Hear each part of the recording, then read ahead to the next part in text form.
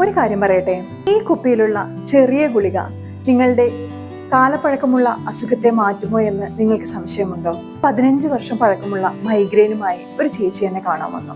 ഒരുപാട് ചികിത്സകൾ അവർ പരീക്ഷിച്ചു. മാറും വരും, മാറും വരും. 1-2 മാസത്തെ ഇടവേള മാത്രമേ അവർക്ക് കിട്ടാറുള്ളൂ.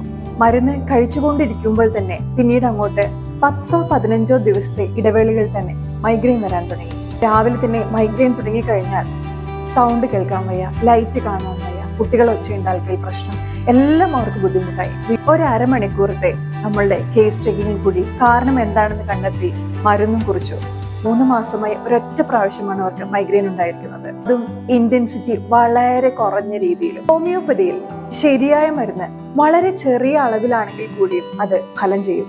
വേദനകളെ തുരത്താനായി ഇനിയും നിങ്ങൾക്ക് ഹോമിയോപ്പതി അറിയണോ എങ്കിൽ ആ ഹെൽത്ത് ടിപ്സിനായി എന്നെ ഫോളോ ചെയ്യുക. Thank you. Take care.